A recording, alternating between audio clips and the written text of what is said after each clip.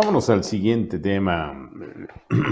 Es la columna: a mayor fracaso, AMLO resulta más peligroso. Conforme se consume el sexenio presidencial, resulta más evidente la irritación, la desesperación y el desequilibrio emocional de López Obrador, un presidente empeñado en pasar a la historia no solo como un tirano, sino como verdadero remedo de los emperadores romanos. Imperios que exaltaban el poder absoluto en medio de la locura absoluta del emperador en turno, llámese Calígula, Nerón o Augusto, entre muchos otros, es larga la lista. Por eso, a diario, Obrador se aferra al mentiroso circo mañanero en donde lanza improperios contra todos aquellos que exhiben sus limitaciones, sus fracasos complejos y sus corruptelas, al extremo de convertir a su gobierno en una maquinaria dedicada exclusivamente a mentir, difamar y calumniar. Y por esa razón, porque López sabe que en la presidencial del 2024 su partido, su candidata o candidato y su proyecto serán arrasados, hoy intenta garantizar las condiciones para instaurar un maximato con una o un palero como presidente o de plano provocar un golpe de Estado que le garantice seguir al frente del poder absoluto. Y es que el razonamiento se antoja elemental. Si el de López Obrador hubiese resultado el mejor gobierno, todos los mexicanos lo estarían aplaudiendo.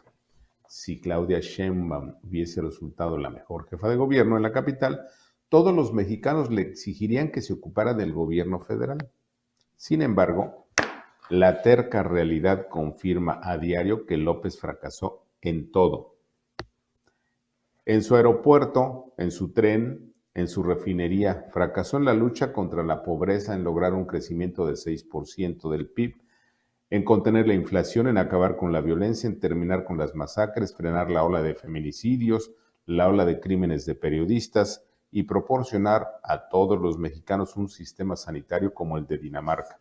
Y por supuesto, fracasó también en acabar con la corrupción.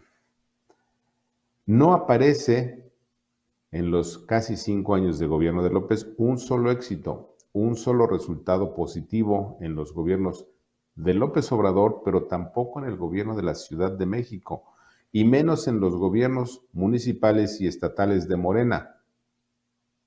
Entidades, las que gobierna Morena, que se han convertido en verdaderas regiones de terror, miedo, pobreza e ingobernabilidad. Y frente a esa realidad inocultable, no pocos ciudadanos de todo el país se preparan para echar del poder a golpe de voto a los inútiles de Morena. Sin embargo, también es cierto que en el otro extremo y en dirección contraria, el tirano de Palacio y su mafia criminal se preparan para mantenerse en el poder a toda costa. ¿Y qué significa mantenerse en el poder a costa de lo que sea? No se requiere bola de cristal y tampoco vocación pitoniza para entender que López Obrador no dejará el poder por las buenas, que no aceptará las mismas reglas electorales que lo llevaron al poder y que una vez derrotado en las urnas desconocerá el resultado e intentará un golpe de Estado. Y para eso requiere de su lado a los militares, marinos y guardias nacionales. Para eso requiere tener sometida a la Corte, al Congreso, y para eso necesita mantener bajo control a la UNAM, la mayor universidad pública del país y fuente de las mayores revueltas juveniles de la historia. Pero tampoco es novedad que ante el fracaso de López, el presidente se convertiría en el mayor peligro para la democracia mexicana. Lo cierto es que esa posibilidad la documenté en el itinerario político del 20 de noviembre de 2019, titulado AMLO derrotado por AMLO, al explicar el peligro de la caída de la popularidad de López Obrador, de 80% a 55% en solo el primer año de gestión. Así lo dije.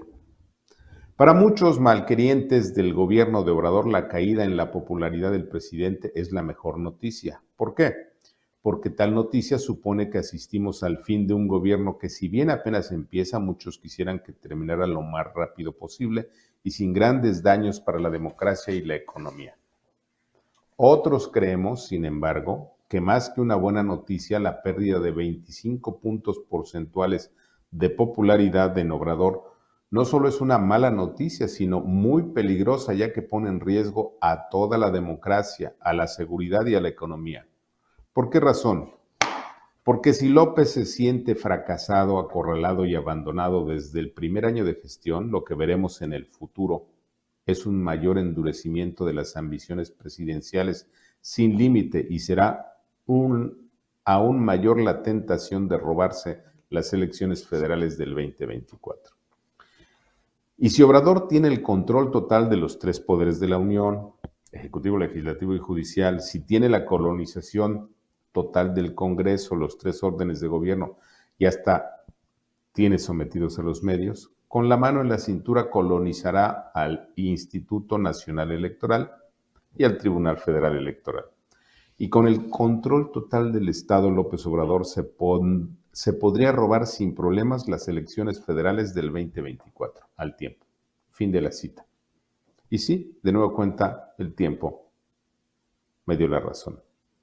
Y es que un presidente acorralado no dudará en recurrir al golpe de Estado, al tiempo. ¿Qué hubo? Así es, estamos en la antesala de la locura.